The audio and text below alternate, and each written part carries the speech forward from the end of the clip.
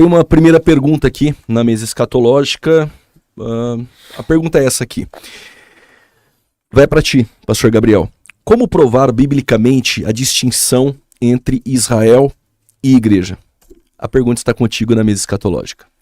Muito importante essa pergunta. Eu diria até que saber demonstrar, né, o conceito de distinção entre Israel e igreja é um dos pilares do dispensacionalismo. Né? Inclusive, não é à toa que eu abordo isso em 2 dos meus livros, tanto no de escatologia quanto no que eu falo sobre doutrina da igreja.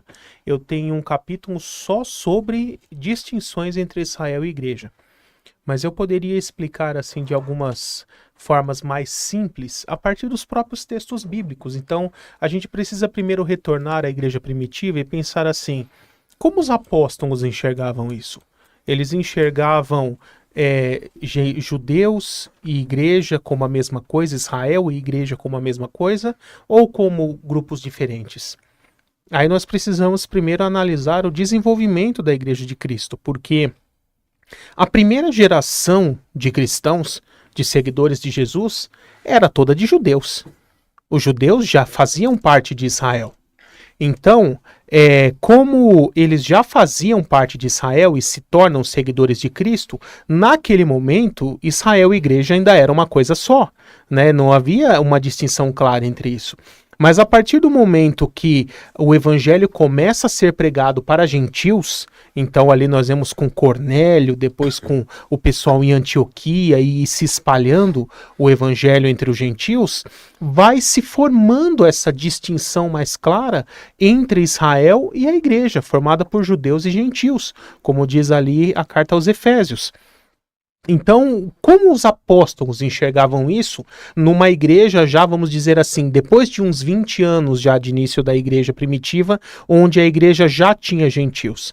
Nós vemos a partir dos próprios textos bíblicos. Por exemplo, lá em 1 Coríntios 10, versículo 32, Paulo diz assim para os coríntios: não se tornem pedra de tropeço nem para judeus, nem para gentios, nem para a igreja de Jesus Cristo. Eu também procuro agradar a todos de várias formas. Né? Então ali o próprio apóstolo Paulo, ele já enxergava a igreja e Israel, ou os judeus, como grupos distintos e os mencionou separadamente. Mas essa questão só foi fechada de fato aproximadamente 25 anos após o início da igreja, com o Concílio de Jerusalém, e descrito lá em Atos 15, e também o próprio Paulo menciona um pouquinho sobre ele na carta aos Gálatas, né? Gálatas capítulo 1, onde qual foi a motivação do Concílio de Jerusalém?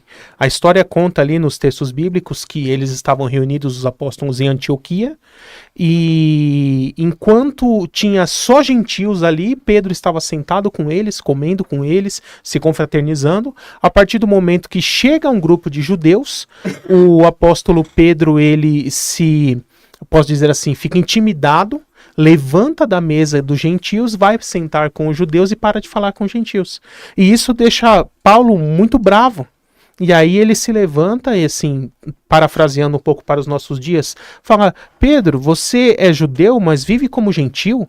E agora, só porque os judeus chegaram, você vai fazer distinção e vai se apartar deles? Não está certo isso. Jesus aceitou tanto judeus quanto gentios.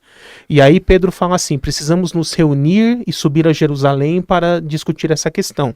E aí foi convocado o Concílio de Jerusalém, inclusive para decidir se um cristão de origem gentia, alguém que se converte a Cristo de origem gentia, se ele automaticamente precisava se judaizar, se tornar seguidor da lei de Moisés e guardar os mandamentos da lei de Moisés.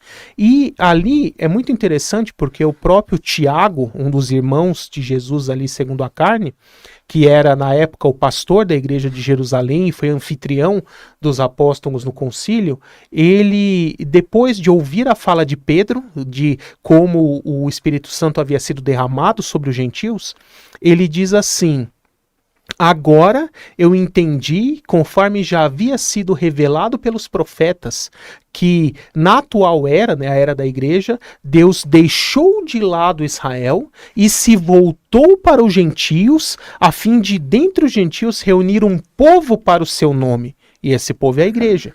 E aí ele continua dizendo, e concordam com isso os profetas quando dizem, depois disso, ou seja, depois que essa missão de reunir um grupo dentre os gentios para o nome de Jesus, que é a igreja, depois que essa missão tiver concluída, ele diz, voltarei e reconstruirei a tenda caída de Davi. Né? Então ali, eu costumo dizer, o primeiro dispensacionalista foi Tiago, porque ali ele já definiu o dispensacionalismo, distinção entre Israel e igreja. Na atual era, que era da igreja, Deus tem esse objetivo de levantar dentre as nações um povo para o seu nome, e quando essa obra estiver concluída, e quando vai estar? Com o arrebatamento. E aí quando a igreja for arrebatada,